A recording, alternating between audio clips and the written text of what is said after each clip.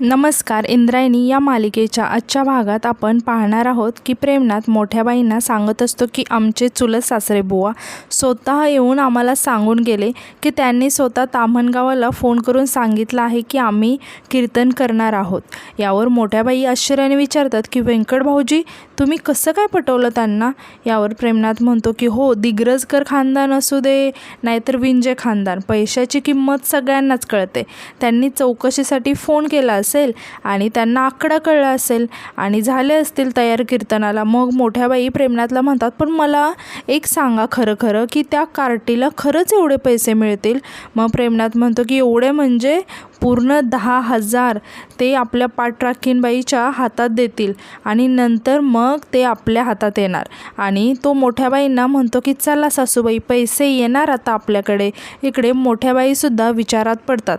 आता यानंतर आपण पाहतो की इंदू आणि व्यंकू महाराज हे ताम्हणगावात कीर्तनासाठी आलेले असतात. त्यांच्यासोबत प्रेमनाथसुद्धा आलेला असतो. यानंतर तिथली काही माणसं येऊन व्यंकू महाराजांना रामकृष्ण हरी करून नमस्कार करतात आणि म्हणतात की व्यंकू महाराज, तुमच्यासारखे कीर्तनकार आमच्या गावात आले हे आमचं भाग्यच आहे. त्यातील एक व्यक्ती म्हणते की अरे वा, आज इंद्रायणीसोबत व्यंकट महाराजांचं सुद्धा कीर्तन आपल्याला ऐकायला मिळणार आहे, ते पण 10,000 रुपये. हे ऐकून प्रेमनाथ खूप घाबरतो आणि व्यंकू महाराज आश्चर्याने विचारतात की काय काय म्हणालात, 10,000 रुपये? यानंतर तिथलीच कोणीतरी एक व्यक्ती म्हणते की अरे काय सदा, पैशाचा आत्ता काय बोलतोयस तू? यावर व्यंकू महाराज म्हणतात की नाही नाही, थांबा, काय बोलत होता तुम्ही आता? 10,000 रुपयांचं काहीतरी बोलत होता ना तुम्ही? तर यावर ती सदा नावाची व्यक्ती म्हणते की हो, तेच तर मानधन ठरलंय ना 10,000 रुपयांचं. काय हो विंजे, हेच ठरलं होतं ना आपलं? हे ऐकून प्रेमनाथ चांगलंच घाबरतो. महाराज प्रेमनाथकडे बघायला लागतात आणि सदाला म्हणतात की अच्छा, म्हणजे मानधनासंदर्भात तुमचं यांच्याशी बोलणं झालं होतं तर? यावर सदा म्हणतो की हो, तसंच बोलणं झालं होतं आमचं. इकडे प्रेमनाथ स्वतःशीच म्हणतो की या सदाला मध्ये पचकायची काय गरज होती? ह्याची ना जीभच कलम केली पाहिजे. आता यानंतर तिथून सगळेजण निघून जातात. व्यंकू महाराज प्रेमनाथकडे रागाने बघायला लागतात. प्रेमनाथ घाबरून कोणाला तरी म्हणतो की हां हां आलो आणि तो तिथून निघून जातो. आता व्यंकू महाराजसुद्धा प्रेमनाथच्या पाठी जाणार तितक्यात इंदू महाराजांना थांबवते आणि विचारते की व्यंकू महाराज कुठे निघालात? यावर व्यंकू महाराज इंदूला म्हणतात की हे बघ, मी जरा जाऊन येतो, तू कीर्तनाची तयारी कर. इंदू खूप घाबरलेली असते आणि म्हणते की पण मी एकटी. मग व्यंकू महाराज इंदूला समजावत म्हणतात की इंदू बाळा, अगं अजून कीर्तनाला अजून वेळ आहे, मी येतो लगेच, तू तयारी कर. असं म्हणून व्यंकू महाराज तिथून निघून जातात. आता यानंतर आपण पाहतो प्रेमनाथ घाबरत बाहेर येतो आणि तिथे कोणीतरी गावातली माणसं उभी असतात. त्यांना विचारतो की काय चाललंय, बरं आहे ना सगळं? बाकी आम्ही सासरवाडीतच असतो ना, त्यामुळे इथे येणंच होत नाही. त्याचवेळी तिथे व्यंकू महाराज येतात. प्रेमनाथ खूप घाबरलेला असतो आणि त्याला काही बोलायचं काहीच कळत नसतं. व्यंकू महाराज प्रेमनाथला म्हणतात की मला जरा अर्जंटमध्ये बोलायचं आहे तुमच्याशी. यावर प्रेमनाथ म्हणतो की नाही नाही, ही माणसं पण खूप दिवसाने भेटलेत ना मला त्यांच्याशी पण बोलायचं आहे थोडं. तर व्यंकू महाराज म्हणतात नाही, पण मला आत्ताच बोलायचं आहे आणि खूप अर्जंट आहे. मग प्रेमनाथ त्या माणसांना म्हणतो की ते आमचे चुलत सासरे बुवा आहेत ना, थोडं बोलतो त्यांच्याशी. असं म्हणून तो त्यांना जायला सांगतो. आता सगळे गेल्यानंतर प्रेमनाथ व्यंकू महाराजांकडे बघायला लागतो. त्यावेळेस व्यंकू महाराज म्हणतात, तुम्ही इंदूच्या कीर्तनाचं मानधन म्हणून 10,000 रुपये मागितले? आता प्रेमनाथ खूप घाबरलेला असतो आणि म्हणत असतो की सासरे बुवा. ते तितक्यात व्यंकू महाराज प्रेमनाथच्या खांद्यावर हात ठेवतात आणि म्हणतात की अहो, मागून मागायचं तर फक्त 10,000 रुपये कशाला मागायचे, जास्त तर मागायचे ना. हे ऐकून प्रेमनाथ खूप शॉक होतो आणि म्हणतो की काय बोलता तुम्ही, मागितले असते पण म्हटलं तुम्ही रागवाल. यावर व्यंकू महाराज म्हणतात की बस का, आम्ही कशाला रागवू तुमच्यावर? तुम्ही थोडी स्वतःचा विचार करताय, तुम्ही तर इंदूच्या हिताचा विचार करताय ना.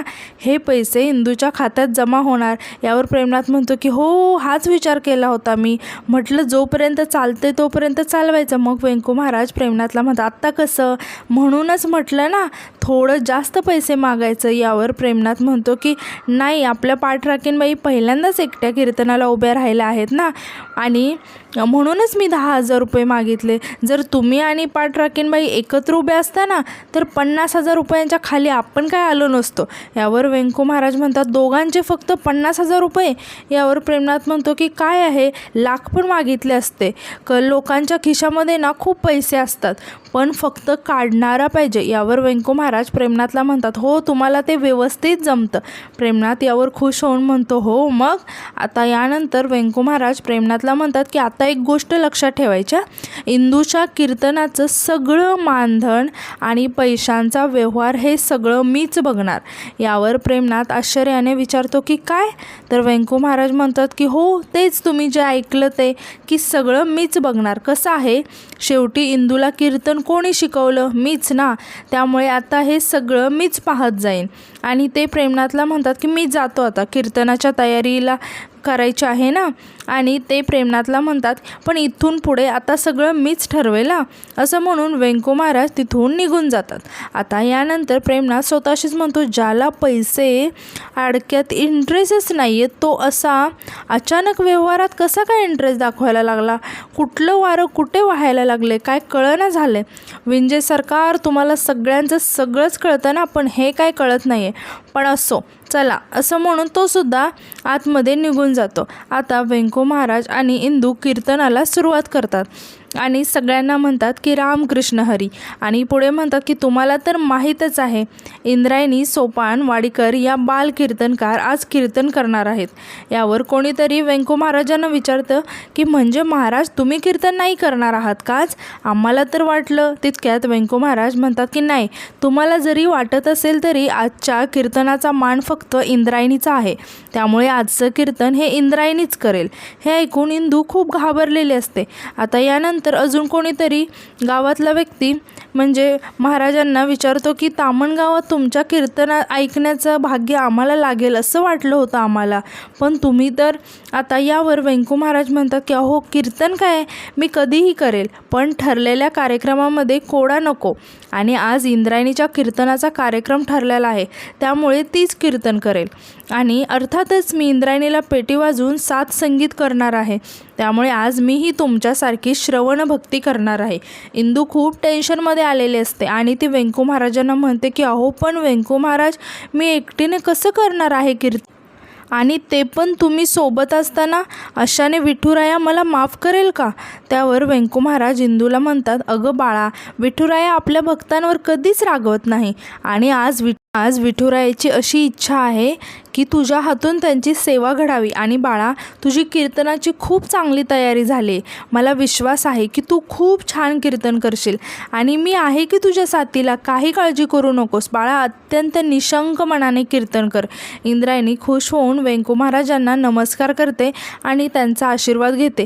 आता इंद्रायणी डोळे बंद करून विठुरायाला सुद्धा नमस्कार करते. वेंकू महाराजांकडे बघायला लागते. वेंकू महाराज इंदूला खुणावून सांगतात की घाबरू नको, चालू कर. आता इंदू इकडे कीर्तनाला सुरुवात करते. इंदू खूप छान असं कीर्तन म्हणते. सगळेजण खुश होऊन टाळ्या वाजवतात. इंदू सर्वांना म्हणते की तुम्ही माझं हे छोटंसं कीर्तन शांतपणे ऐकलं, मला यापेक्षा जास्त काय पाहिजे? पण याच्यामध्ये माझं काही चुकलं असेल तर मला माफ. विठुराया पाठीराखा. आषाढी एकादशीच्या दिवशी मी कशीबशी कीर्तनाला एकटी उभं राहिले, पण त्यानंतर अभ्यास करून तयारी करून आज इथे उभी राहिले कीर्तनाला, आणि ते सुद्धा माझ्या वेंकू महाराजांमुळे. सगळेजण इंदूचं बोलणं शांतपणे ऐकत असतात. इंदू पुढे म्हणते की वेंकू महाराज म्हणतात की सर्वांचा विठुराया पाठीराखा असतो, पण विठुरायाने माझं पाठीराखं म्हणून वेंकू महाराजांना पाठवलं आहे. मी किती नशीबवान आहे की मला 2-2 पाठीराखे आहेत. आणि आज तर माझं पाठीराखे वेंकू महाराज मला इथंपर्यंत घेऊन आलेत आणि मला कीर्तनाला साथ करायला माझ्या शेजारी बसलेत. तर मी माझे गुरु वेंकू महाराजांना पहिलं नमस्कार करते आणि कीर्तनाला सुरुवात करते. असं म्हणून ती वेंकू महाराजांना नमस्कार करते. वेंकू महाराज इंदूचं बोलणं ऐकून खूपच भावूक झालेले असतात. इंदू कीर्तनाला सुरुवात करते आणि ती म्हणते की तर माऊली तुकाराम महाराज काय म्हणतात, करी आता बापा स्वहिताचा स्वार्थ. आमच्या विठूच्या वाडीत एक दुकानदार आहे, समजा त्याने मला 5 चॉकलेट दिली. आता मला चॉकलेटं खूप आवडतात, तर मी 5च्या 5 चॉकलेटं सगळी खाऊन घेतली, तर याला म्हणतात स्वार्थ. पण जर मी त्याच्याकडे आदू, गोपाळ, नारायणीताई यांना वाटून खाल्ली तर त्याला म्हणतात सार्थ आणि त्याचबरोबर परमार्थ. बोला विठ्ठल विठ्ठल असं म्हणून ती कीर्तनाला सुरुवात करते. इंदूचं कीर्तन ऐकून सगळेजण भारावून जातात. कीर्तन संपताच सर्वजण उठून उभं राहून टाळ्या वाजवायला लागतात. व्यंकू महाराजसुद्धा उठून इंदूजवळ येतात आणि मोठ्याने म्हणतात की बोला पुंडलिक वरदे हरी विठ्ठल, श्री ज्ञानदेव तुकाराम पंढरीनाथ महाराज की जय. माऊली ज्ञानेश्वर म्हणतात की जय जगद्गुरू तुकाराम महाराज की जय आणि नमस्कार करतात. नंतर ते इंदूला म्हणतात की वा इंदू, किती छान कीर्तन केलं, आवडलं बरं का मला. नंतर व्यंकू महाराज तिथल्या माणसांना म्हणतात की आम्हाला तुमच्याशी जरा बोलायचं आहे. तो माणूस म्हणतो की बोला महाराज. व्यंकू महाराज म्हणतात की बाल कीर्तनकार इंद्रायणी त्यांच्या मानधनाचं काय झालं. तो माणूस म्हणतो की महाराज ते आम्ही विंजे सरकारांकडे देणार होतो आणि विचारतो की तुमच्याकडे देऊ का. प्रेमनाथ मनातच म्हणतो की प्रत्येकाची किंमत असते, कोणाची जास्त तर कोणाची कमी. व्यंकू महाराज म्हणतात की हो चालेल. मग ते व्यंकू महाराजांच्या हातात मानधनाच्या पैशांचं पाकिट देतात आणि सांगतात की 10,000 आहेत. व्यंकू महाराज म्हणतात की हो का, पण आमच्या इंद्रायणीच्या कीर्तनाचे मानधन 10,000 रुपये नाही आहे. हे ऐकून सगळे व्यंकू महाराजांकडे आश्चर्याने बघायला लागतात. आणि आजचा भाग इथेच